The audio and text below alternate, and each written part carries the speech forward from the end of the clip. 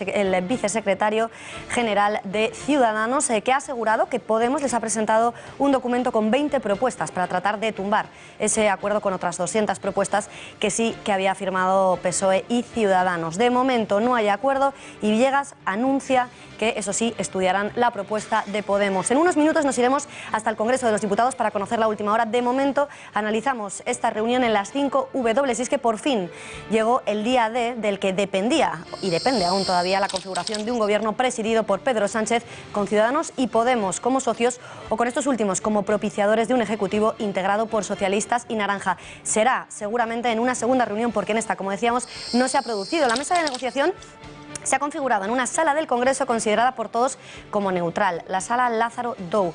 Allí los 19 negociadores, más Pablo Iglesias como único líder asistente a la mesa, se han reunido, como decíamos, hasta las 7 de la tarde, desde las 4:35. Buscando, ¿qué buscaban? Pues tratar de encontrar, de conseguir un acuerdo que permitiese a Pedro Sánchez llegar a la Moncloa. ¿Cómo?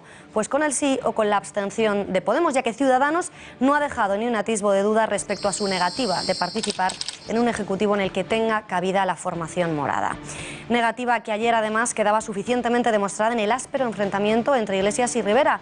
Hoy también en la reunión previa a la mesa de negociación se ha palpado la tensión en el choque entre dos negociadores de Ciudadanos, Girauta y de Páramo, por las declaraciones de este último al afirmar que el acuerdo no se cambiaría ni una coma. Desde Podemos, en cambio, han mostrado su cara más conciliadora, afirmando, adelantando que acudían a la reunión con muchas más cesiones de las que en principio estaban dispuestos a otorgar. Han presentado, como decíamos, ese documento con 20 propuestas que Ciudadanos va a estudiar. Y desde el Partido Popular, sin embargo, apuntaban ya antes de la reunión a que no iba a valer de absolutamente nada, ya que el escenario más probable es la convocatoria de unas nuevas elecciones. De fracasar definitivamente la reunión, no solo la de hoy, sino la próxima que se espera que tengan para estudiar si Ciudadanos acepta o no ese documento presentado por Podemos, a Sánchez no le va a quedar más remedio que continuar tentando a los nacionalistas para que apoyen una coalición de izquierdas. Lo ocurrido hoy, ¿se ha tratado tan solo de una escenificación o va a resultar en la siguiente reunión un acuerdo de tan cacareado encuentro editorial? Con Eduardo García Serrano.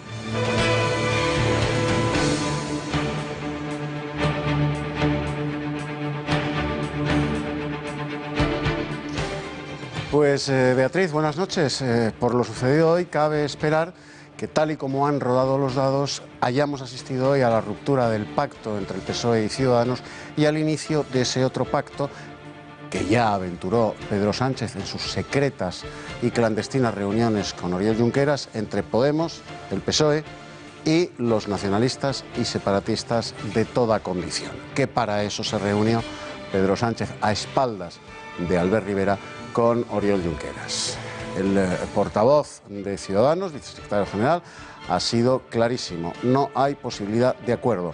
El fingimiento de Pablo Iglesias diciendo que iba a abrirse, que iba a rebajar sus exigencias para propiciar un gobierno, ha sido eso, un fingimiento. 60.000 euros más de gasto público y el irrenunciable derecho a decidir de todos los pueblos de España son los dos ejes por los cuales Ciudadanos evidentemente no ha querido aceptar esas 20 propuestas de Pablo Iglesias, que pretendía ni más ni menos que el pacto PSOE-Ciudadanos fuese arrojado a la papelera y que ambos partidos asumiesen esas 20 propuestas de Pablo Iglesias. Se abre la puerta a dos posibilidades: o elecciones a partir del 2 de mayo, el 26 de junio, o que desde este momento y hasta el 2 de mayo Pedro Sánchez, habiendo traicionado ya a Ciudadanos, configure un acuerdo de gobierno con Podemos y con todos los nacionalistas y los separatistas que sí apoyarían a cambio del derecho a decidir.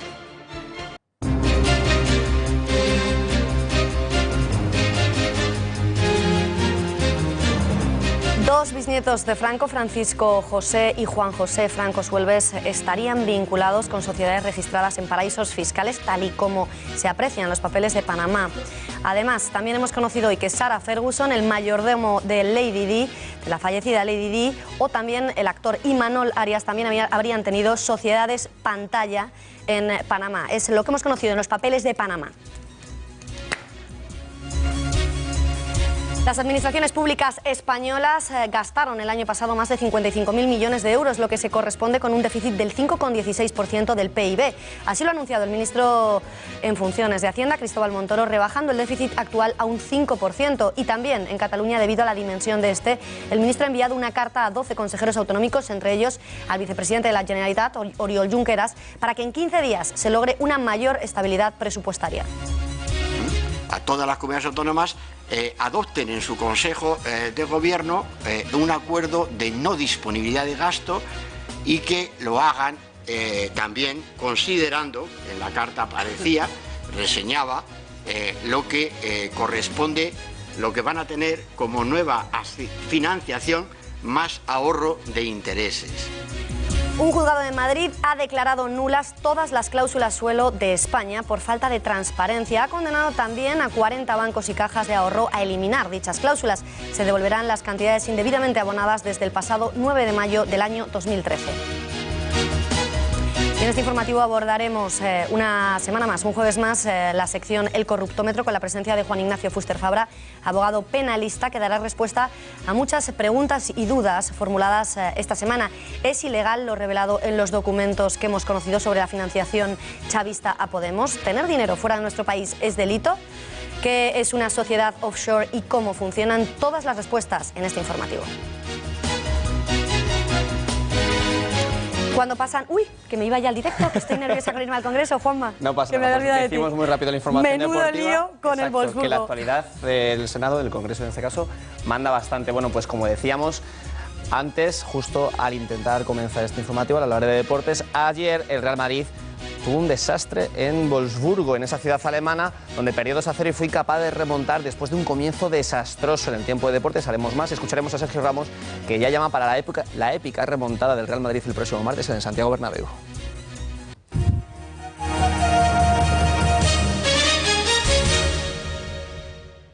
Cuando pasan 7 minutos de las 8 de la tarde nos vamos en directo hasta el Congreso de los Diputados para conocer qué ha ocurrido en esa primera reunión entre Podemos, PSOE y Ciudadanos. ¿Qué sabemos? ¿Qué se han dicho? ¿Qué ha ocurrido? María Matos, adelante, buenas noches. Muy buenas noches, Beatriz. Pues lo que sabemos hasta ahora es que parece ser que no va a haber acuerdo. Acaba de comparecer hace escasísimos minutos, apenas 5 minutos, el portavoz de Ciudadanos, José Manuel Villegas, y ha dicho que sus propuestas, las de Podemos, distan bastante del programa de Ciudadanos. También ha dicho que no lo descartan absolutamente y que no se ha hablado de una próxima reunión, así que aún no se sabe. También estaba previsto que compareciese el líder de Podemos, pero han comunicado que no será hasta mañana, hasta las 11:30 de la mañana, así que habrá que esperar a mañana para saber cuáles son las conclusiones de Podemos. Pues muchísimas gracias, María. Cualquier novedad nos pides paso y nos cuentas la última hora. Gracias y buenas noches. Buenas noches. Como decía María Matos, hace apenas unos segundos después de la reunión ha comparecido el vicesecretario general de Ciudadanos, José Manuel Villegas, quien ha dicho que se ha visto en esa reunión que las posiciones entre la formación naranja y la formación morada están absolutamente distantes. También ha anunciado la presentación por parte de Podemos de un documento con 20 propuestas que, asegura Villegas, estudiarán en su partido.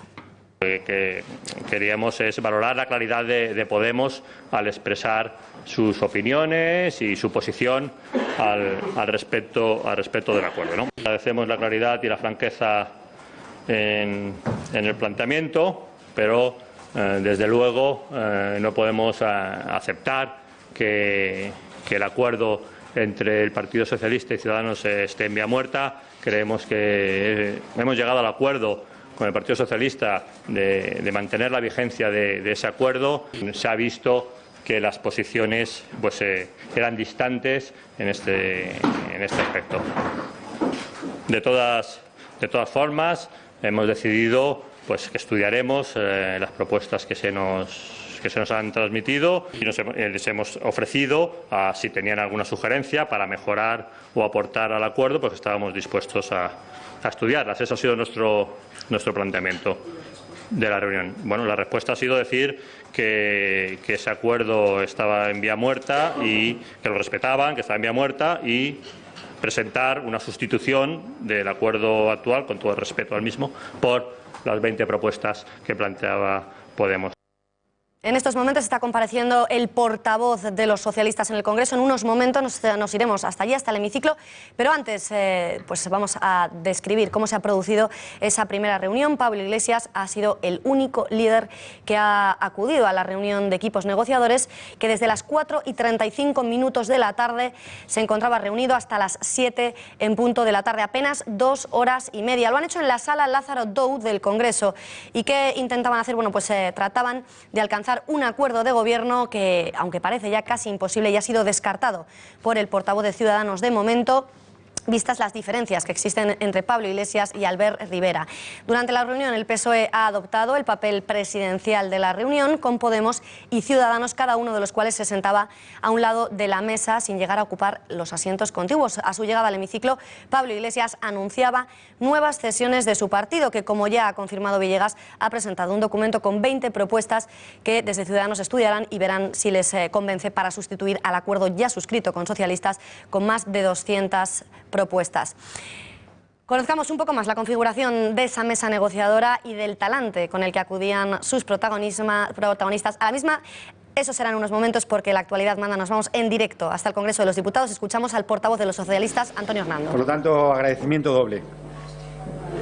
Hemos tenido una reunión que los socialistas valoramos y valorábamos como muy importante.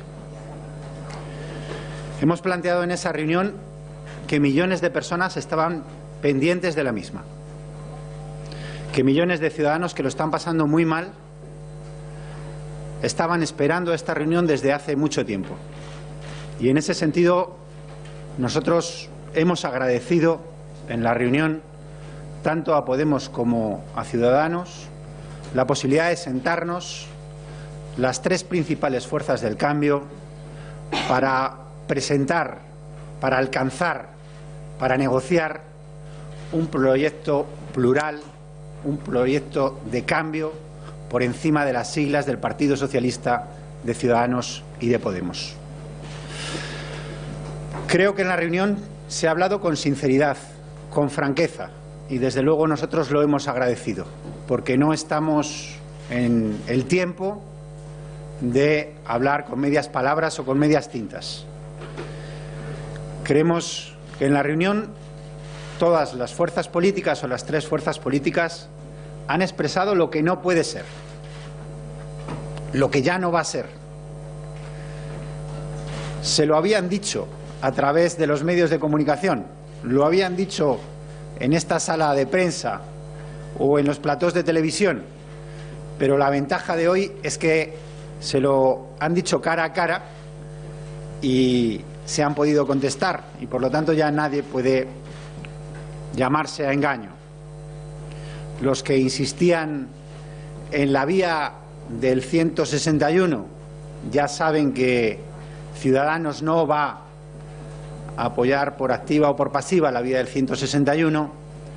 Los que insistían en la vía del 130 ya saben que esa vía tampoco es posible, y por lo tanto creemos que la única vía posible es la vía que seguimos defendiendo los socialistas, que es un proyecto plural, un proyecto de cambio, un proyecto que representa a la mayoría social que hay ahora mismo en España. Creemos que las tres fuerzas políticas que hoy estábamos sentadas en esa reunión representamos a la mayoría social y podemos alcanzar un proyecto plural y consensual. A pesar de que queda poco tiempo, somos conscientes de que queda mucho trabajo por hacer, y los socialistas estamos dispuestos a hacer ese trabajo. ¿Sigue siendo difícil? Sí, sigue siendo muy difícil, pero nosotros creemos que es posible, y desde luego los socialistas nos comprometemos a trabajar en ese proyecto. Podemos nos ha presentado un documento que nosotros estamos dispuestos a estudiar. Lo haremos durante las próximas horas, durante los próximos días. Mañana hemos quedado las tres fuerzas políticas en hablar por teléfono para citarnos a partir de la semana que viene para ver cómo seguimos trabajando. Nosotros vamos a trabajar intensamente todo este fin de semana en analizar el documento de propuestas de Podemos. Nosotros creemos que todavía es posible alcanzar el acuerdo que sume 199 o más apoyos para un proyecto de cambio y un proyecto que evite unas elecciones que en estos momentos todos entendemos que son un fracaso. Nosotros creemos que todavía es posible trabajar en un proyecto que con 199 o más apoyos cambie al Gobierno actual, cambie al señor Rajoy y desaloje del Gobierno a las políticas del señor Rajoy. Y vamos a empeñarnos hasta la última gota de sudor en llegar a ese acuerdo. Insisto, antes de que ustedes me pregunten, ¿es difícil? Sí, es muy difícil, pero no es imposible. En política no hay nada imposible si hay voluntad, y por parte del Partido Socialista esa voluntad existe. Ciudadanos también se ha comprometido a estudiar este documento. Nosotros entendemos que el acuerdo entre el Partido Socialista y Ciudadanos está vigente. Y antes de que ustedes me lo pregunten, también les digo, nosotros no vamos a romper ese acuerdo. Nosotros somos un partido serio. Nosotros cumplimos con nuestros compromisos. Por lo tanto, es un acuerdo vigente, pero creemos que es un acuerdo ampliable, que se puede complementar, que se puede mejorar. Y para eso vamos a estudiar con seriedad y con la mejor voluntad el documento que nos ha presentado Podemos. Habrá cosas de ese documento que yo no he tenido oportunidad de leer porque nos lo han entregado al final de la reunión, con las que podamos estar más cerca, con las que podamos estar más de acuerdo. Quizás con alguna o algunas no estaremos de acuerdo, lo reconozco, pero creemos que todavía hay puntos de intersección lo suficientemente amplios y grandes como para que sea posible conformar un gobierno plural, un gobierno del cambio, de las fuerzas del cambio, que esté por encima de las siglas de cada uno de nuestros partidos. Quedo a su disposición para las preguntas que estimen convenientes. Sí. Anabel. Sí, señor Hernando. El señor Villegas ha comentado que el estudio de las propuestas de Podemos las va a hacer por cortesía, ha dicho por respeto a los compañeros de... Lo ha dicho él, los compañeros de Podemos, pero que no ve ninguna viabilidad, ni tampoco ha dejado claro si podía haber alguna reunión. Eso sí, ha dicho que pide a Podemos que rectifique. ¿Esa es la única vía, que rectifique Podemos? Porque parece que Ciudadanos no tiene nada en principio que rectificar a la vista del documento que presenta Podemos, y ustedes, si mantienen vigente el pacto con Ciudadanos, parece que tampoco es posible. Vemos más margen en lo que usted dice en relación a lo que dice el señor Villegas. Yo puedo hablar por el Partido Socialista y por la disposición que tiene el Partido Socialista. Y desde luego nosotros las propuestas y el documento de Podemos no lo vamos a estudiar por simple cortesía, lo vamos a estudiar con sinceridad. Y lo vamos a estudiar porque nosotros queremos llegar a un acuerdo. Y nos tomamos muy en serio el documento que nos presenta Podemos. Y vamos a hacer el máximo esfuerzo, vamos a estirar nuestra mano al máximo para alcanzar ese acuerdo. Esto no quiere decir que estemos rompiendo el otro acuerdo ni el otro documento. Creemos que es compatible, que se puede completar, que se puede ampliar, y lo vamos a intentar. Sí, señor Hernando. Pues Antonio Hernando, portavoz de los socialistas, ha insistido que la única vía posible es un gobierno en el que tengan cabida Podemos y Ciudadanos, a pesar de que estos ya han rechazado una vez más esa posibilidad. Dice que los socialistas no pararán, gastarán hasta la última gota de sudor para conseguir ese acuerdo que puesto que ya ha quedado descartada tanto la vía del 130 como la vía del 161. Eso sí, en sus últimas palabras parecía desmarcarse de Ciudadanos de manera velada al afirmar que se tomarían muy en serio ese documento presentado por Podemos, del que ya conocemos algunas exigencias. Ese documento con 20 propuestas incluiría la aceptación de la celebración de un referéndum en Cataluña sobre el derecho a decidir. También exigen un gobierno a la valenciana, una coalición de izquierdas en el que no tenga cabida Podemos, una renta garantizada mínima de 500 euros, un gasto público que ascendería a los 60.000 millones de euros y, como decíamos, Antonio Hernando afirma que se toman muy en serio ese documento de Podemos, mientras que Villegas, portavoz de Ciudadanos, de la formación naranja, ha dicho que tan solo lo estudiarán por cortesía. Los puntos parecen más alejados que nunca. Eso sí, los socialistas siguen insistiendo en que van a seguir, a pesar de lo difícil que se presenta el escenario, intentando conseguir ese gobierno. María Durán, ahora sí, ¿cómo se ha desarrollado esa reunión? ¿Cómo estaba configurada esa mesa con 19 negociadores, si no me equivoco? Pues vamos a rebobinar un poco. Buenas noches. Aquí lo vemos. La mesa de negociación de los tres partidos tenía 6 representantes de PSOE, 6 de Ciudadanos y solo Podemos tenía 7 tras la incorporación de Iglesias como líder del equipo que relega así a Errejón, aunque Errejón sigue siendo miembro. Ni Sánchez asiste por el PSOE, ni Rivera lo hacía por Ciudadanos. Iglesias era el único número 1 en el encuentro. En cuanto a los ánimos antes de la reunión, pues por parte del Partido Socialista se aseguró primero que no se iban a levantar de la mesa hasta tener un acuerdo de gobierno. Ya esta misma mañana rebajaban las expectativas, aspiraban a obtener el compromiso de Podemos y Ciudadanos de mantener una segunda reunión. Aún así, saben que conseguir un acuerdo es difícil, lo tenían claro también esta mañana, pero dejaban un mínimo espacio al optimismo. Compartimos que no queremos ir a nuevas elecciones. Las tres fuerzas políticas compartimos que el Partido Popular no puede seguir gobernando. Por su parte, Podemos anunciaba que iba a ceder. Vamos a presentarles unos documentos que os haremos llegar pronto de cesiones que hacemos porque en política hay que ceder, además de la que hemos hecho ya. Hoy vamos a proponer hacer unas cuantas más.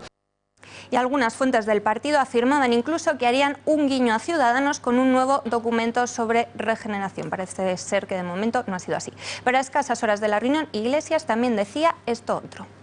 Gracias. Vamos a plantear al Partido Socialista la posibilidad de explorar una vía que no se ha explorado todavía, que es la vía de un gobierno de coalición progresista, y vamos a plantear a Ciudadanos que quizás sea razonable que vote a favor o que al menos se abstenga. Ya se intuía lo que ha pasado finalmente. Estas declaraciones de Iglesias daban pie a Girauta para contestar que nada de abstenciones. Oiga, pues haga usted lo que quiera y dígaselo al señor Sánchez. A mí no me venga usted con abstenciones porque el acuerdo lo tenemos nosotros. Creíamos que conoceríamos ya esta misma tarde el nuevo panorama que se iba a dibujar, pero finalmente tras esa decisión de Podemos lo haremos mañana a las 11 de la mañana tras su comparecencia. Pues muchas gracias, María. Muchas gracias, María. Como decías, Podemos ya ha anunciado que retrasa su rueda de prensa hasta mañana a las 11 de la mañana. Pablo Iglesias no hablará hoy, ni tampoco ninguno de sus portavoces. Nos vamos en directo otra vez, de nuevo, al Congreso de los Diputados. Ahí está María Matos. María, cuéntanos cómo se está viviendo toda esta información en el hemiciclo. Buenas noches. Buenas noches, Beatriz. Pues no sé si podéis verlo, pero aquí está lleno de gente, totalmente abarrotado. Los ciudadanos están esperando a ver si salen estos protagonistas de la noche. Lo que hemos podido saber es que Antonio Hernando, como dices, ha estado muy optimista. Dice que es muy difícil, pero que no va a ser imposible. Acaba de pasar Antonio Hernando, el portavoz del Partido Popular. Nos hemos intentado acercar a él, no ha podido respondernos a ninguna pregunta, pero bueno, nos quedamos con la conclusión de que el PSOE va a analizar el documento de esas 20 propuestas de Podemos. Pues María, muchísimas gracias por esa última hora desde el Congreso de los Diputados, que como decimos, de momento en esta primera reunión no hay acuerdo, y tenemos también una última hora, y es que David Cameron ha admitido, ha reconocido haberse beneficiado. Así lo ha reconocido esta misma tarde, hace apenas unos minutos, y es tiempo de seguir mirando a la información nacional y esa reunión que se producía el 15 de marzo entre Oriol Junqueras y Pedro Sánchez, una reunión secreta de la que no se informaba y que, según ambos protagonistas, se producía dentro de la normalidad más absoluta. Así lo decía, bueno, pues así lo decían ambos candidatos, lo reconocían, normalidad absoluta, pero Eduardo, cabe preguntarse si es una reunión tan normal, si no han hablado de nada, si no están pactando por detrás de nadie, sin informar ni siquiera al presidente de la Generalitat, con el que también Sánchez se reunió ese mismo día. Entonces, ¿por qué se esconden? Máxime, habiendo prometido a Pedro Sánchez que lo haría todo en streaming. En streaming. Lo haría todo en streaming. Ese acuerdo de gobierno solo beneficiaría a Pedro Sánchez, cuya figura, revestida con los arreos del poder y los atributos de la presidencia del Ejecutivo, saldría enormemente reforzada intramuros del PSOE. Enmudecería a la oposición, que hoy le espera con el cuchillo entre los dientes, y más allá de los despachos de Ferraz, le haría crecer ante el electorado. El premio de consolación de ese acuerdo sería para Podemos, que quedaría reducido al líder absoluto de la izquierda, pero en la oposición, lo cual no es poco para un partido de aluvión y de diseño, pero es una estocada mortal a la hipervanidad y el ego colosal del líder, Pablo Iglesias, que ya se veía vicepresidente del Gobierno, mandando formar a los agentes del CNI todas las mañanas. Sería catastrófico para el PP, cuya crisis con sordina acabaría floreciendo como un herpes y provocando la refundación del partido, que buena falta hace. Y finalmente, Ciudadanos, propiciando un gobierno presidido por los socialistas, pues acabaría en unas elecciones reducido a la irrelevancia.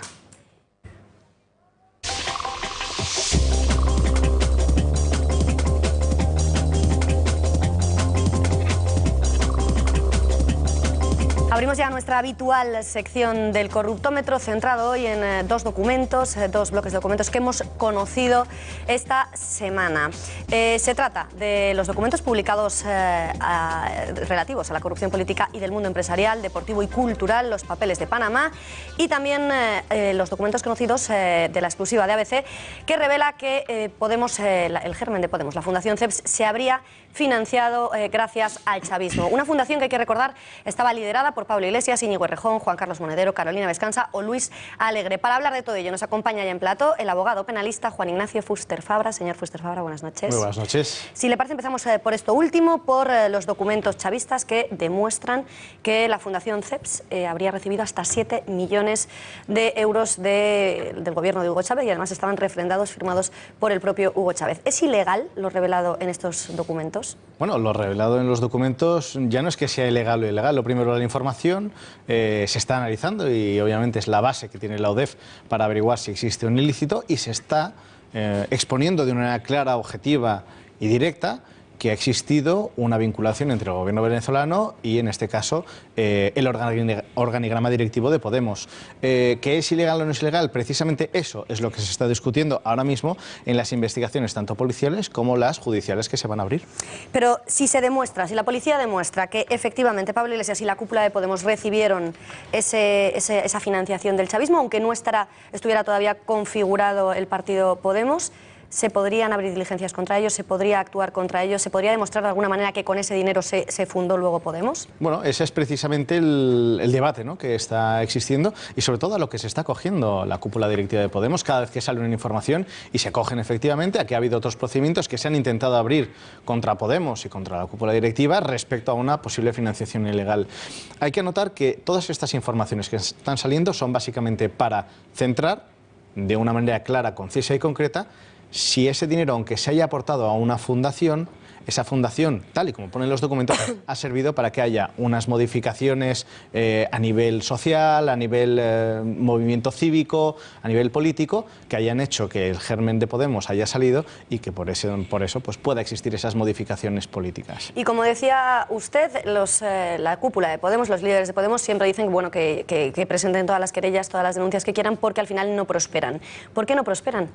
Bueno, la cuestión básica es que el derecho penal tiene que ser tremendamente exhaustivo y poder establecer un nexo de unión entre el hecho cometido, el hecho, si ese hecho es delictivo o no es delictivo, y las personas que lo hayan cometido. Las causas de archivo, obviamente, son los jueces y los juzgados, los tribunales, quienes tienen que determinar si procede o no abrir una investigación y si todos los datos que se han aportado son suficientes. Lo que sí que hemos visto es que del principio a ahora las investigaciones policiales han ido avanzando mucho más y se aportan mucho más datos que establecen un nexo muy claro y muy directo entre los regímenes venezolanos, por ejemplo, y el iraní, con Podemos. O sea, lo que hemos conocido, diríamos coloquialmente que es un a más, que va sumándose, ¿no?, a ese sumario. Explíquenos de la manera más didáctica posible, para que nos entienda absolutamente todo el mundo, cómo está regulada la financiación de partidos en nuestro país. Bueno, ha sido una reforma, una última reforma que ha sido muy alabada por sectores, yo creo, críticos con el blanqueo de capitales, con las financiaciones irregulares de los partidos políticos, y que explica y especifica muy predeterminadamente cuáles son las obligaciones que tienen los partidos respecto a su financiación.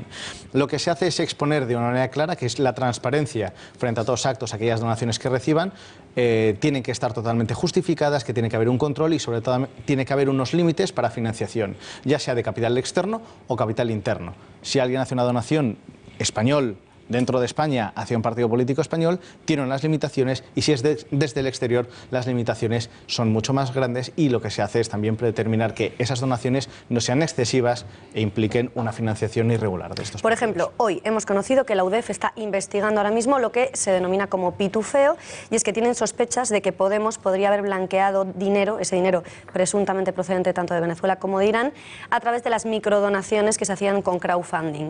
¿Eso cómo se demuestra? No difiere tanto de lo sucedido en el PP y en los ayuntamientos.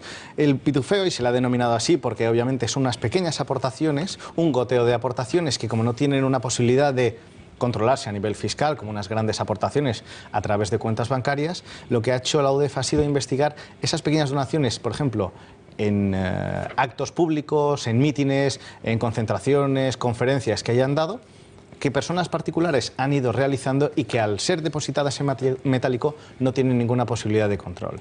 Pero ¿cuál es la cuestión y más importante que plantea la UDEF? Es que ha habido gente, por ejemplo, que tenía una facturación, vamos a llamar facturación, o mejor dicho, unos ingresos de 12.000 euros al año, por ejemplo. Exentos de pagar el IRPF, exentos de pagar el IRPF, y con unos beneficios fiscales porque no tiene ingresos suficientes, que ha pagado 5.000 euros en donaciones a Podemos. O sea, que es una chapuza. ¿Y dónde está el límite a las donaciones privadas? Es decir, si yo quiero donarle dinero mío propio a un partido, ¿hasta cuánto le puedo donar? Las donaciones vienen predeterminadas precisamente en la Ley de Financiación de Partidos Políticos, y ya sea un particular que sea extranjero o un particular nacional, tiene una serie de limitaciones. Por ejemplo, por parte de los extranjeros sería hasta 150.000 euros, y que son unas cantidades que es verdad que a priori no parecen sustanciales, pero sí para una financiación de partidos políticos puede ser interesante y resulta interesante. Señor Fuster Fabra, eso respecto a la financiación de Podemos, pero también vamos a echar un vistazo a los papeles de Panamá. Lo hemos conocido esta semana, escándalo mundial. Se ha cobrado, por ejemplo, ya la cabeza del presidente de Islandia. Pero ¿en qué ha consistido exactamente esta trama? Porque hay bastante confusión.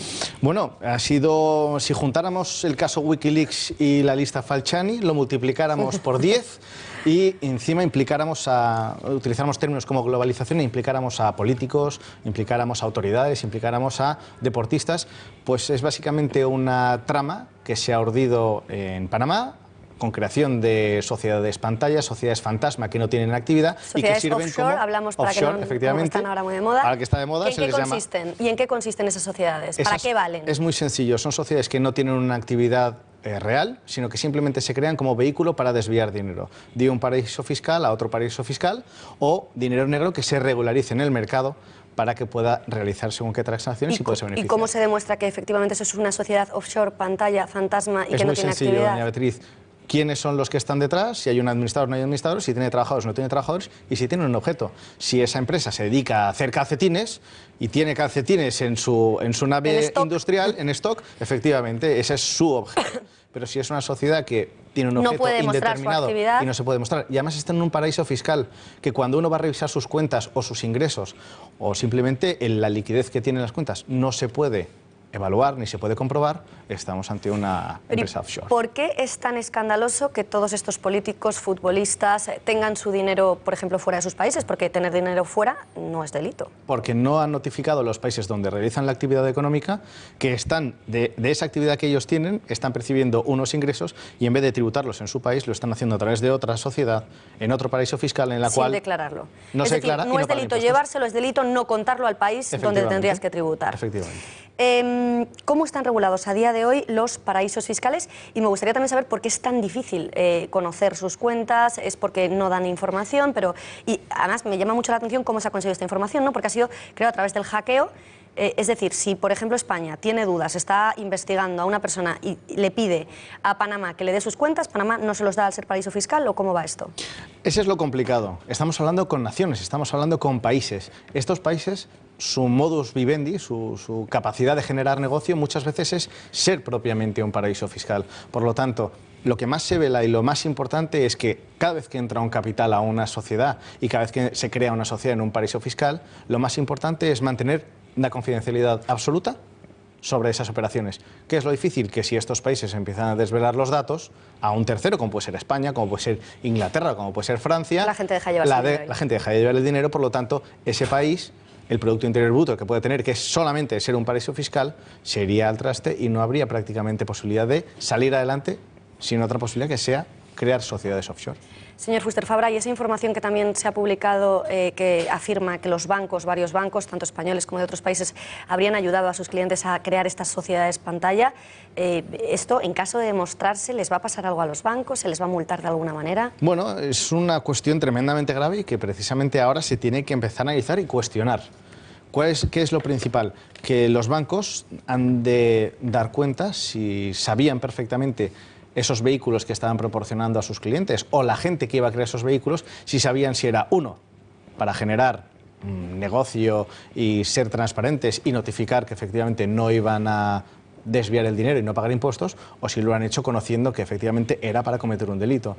Si es para cometer un delito, hay una figura que se llama cooperador necesario, que es el banco necesario el que ha utilizado sus o el bufete de abogados para Mossack Fonseca, ¿no? Por ejemplo. Que es a quien culpa, por ejemplo, Panamá. ¿Es posible, con sus conocimientos sobre el tema de evasión fiscal que tiene, es posible que Panamá no supiera absolutamente nada? Porque llevan operando décadas este bufete de abogados, pantalla... Bueno, y no solo es este despacho, es que ahora el problema de todo esto es que hemos visto solo un despacho de abogados. Panamá está repleto de despachos de abogados, está repleto de empresas offshore, y lo que habría que hacer es una auditoría nacional, prácticamente, del Estado. ¿Qué es difícil que Panamá no lo sepa? Pues efectivamente, si usted ve los cargos directivos de ese despacho de abogados tenían claras y fuertes conexiones con el gobierno panameño. En caso de que se demuestre que efectivamente los principales implicados habrían evadido capitales, ¿a qué penas, por ejemplo, en nuestro país se enfrentarían las personas? Pues, por ejemplo, hemos conocido a Imanol Arias, pero también Pedro Almodóvar, también la infanta Pilar de Borbón. ¿Habrían cometido un delito? Y si es así, ¿con qué está castigado ese delito? No, habrían cometido varios delitos. Varios delitos, a saber, delitos ¿cuáles? Fiscales, blanqueo de capitales. Podemos incluir incluso alguno más, si está dentro, por ejemplo, y no digo que las personas que estén en España estén implicadas en esos, pero precisamente la gente que blanquea también se mete en según qué negocios, como puede ser la trata de blancas, como puede ser el narcotráfico o el terrorismo, financiación del terrorismo, que utilizan también empresas, y en este caso sociedades offshore, para regularizar ese dinero que han recibido. No digamos que en España va a ser así, pero por lo menos el blanqueo de capitales y el delito fiscal suelen estar relacionados con estos asuntos siempre. Eso respecto a las penas, pero además el ministro de Hacienda en nuestro país ya ha dicho que van a investigar a fondo, caiga quien caiga, y ha anunciado sanciones gravísimas, altísimas, de hasta el 150% de lo defraudado. Doña Beatriz, es más importante que lo que diga el ministro saber cómo lo va a articular, porque lo importante no es que se sepa que han salido los papeles de Panamá y que de repente alguien se haya caído, y perdone la expresión, del guindo y decida, sí, efectivamente, hay un problema, sino que el gobierno español debería ponerse en contacto con el gobierno panameño y solicitarle de manera oficial que remita todos los datos de aquellas empresas offshore con los socios que pueden estar investigados en España y que la ODEF, en este caso, debe tener marcados para investigar y para abrir procedimientos judiciales. Pues señor Fuster Fabra, gracias por sus clarividentes explicaciones. Un jueves más, nos vemos la semana que viene. Muchas gracias, buenas noches.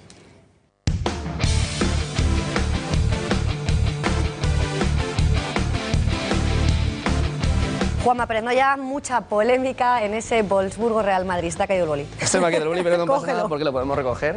Para eso, claro. Para eso estamos en un plato amplio, no pasa nada. Vamos a ver esa polémica que hubo ayer, como decías Beatriz muy bien, en el Wolfsburgo-Real Madrid. Aparte de perder, el equipo blanco también salió un poquito enfadado con el árbitro. Estamos viendo primero las imágenes del choque entre Luis Gustavo y Gareth Bale. Llega el brasileño por detrás, contacta claramente con el galés, que cae al suelo. Podría haber pitado el penalti. El árbitro italiano, André Rocchi, no lo hizo. Sí lo hizo en la siguiente jugada polémica que vamos a ver justo a continuación. André Schürrle va a rematar, llega por detrás Casemiro.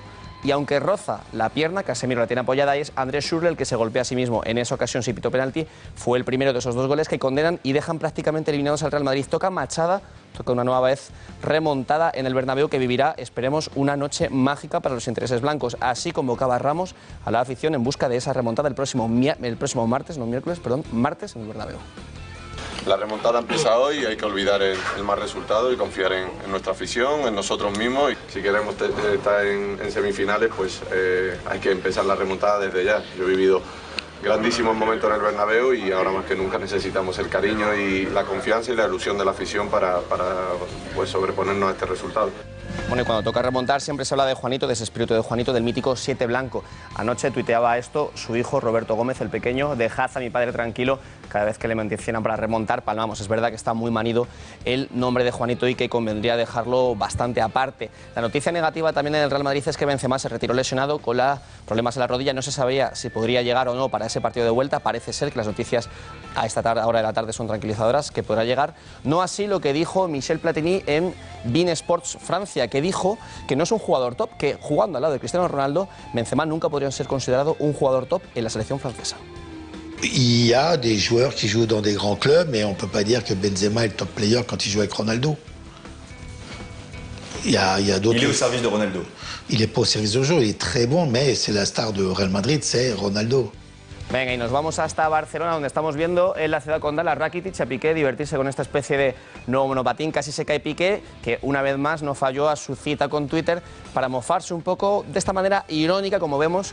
Después de la derrota del Real Madrid dijo: la verdad duele, gran película de Will Smith, uno de los mejores actores de todos los tiempos. Hacía mención supuestamente a esa película, pero todo el mundo vio que nada más acabar el partido del Wolfsburgo-Real Madrid, hablar de la verdad duele. Después de haber dicho que el Real Madrid no era uno de los mejores equipos de España, podía ir con esas segundas. En el entrenamiento del Barcelona también ha estado Piqué, que ha protagonizado estas collejas al entrenador de porteros azulgrana, y también a Luis Vidal. Habían perdido antes tres rondos seguidos con 20 toques por parte de los jugadores azulgrana. Y en este equipo, en el Barcelona, se rumorea que podría estar el año que viene Paul Pogba. Así además lo preferiría Neymar, que ha dicho esto para una entrevista con La Liga.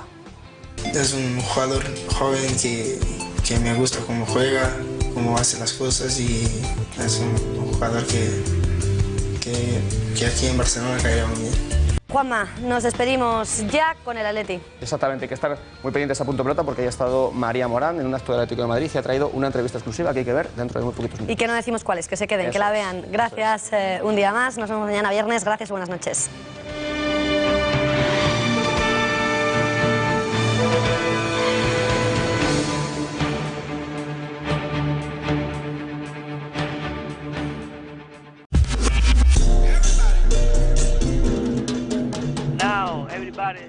¿Sientes que tu familia está protegida? Tu coche está seguro cuando lo conduces y cuando no.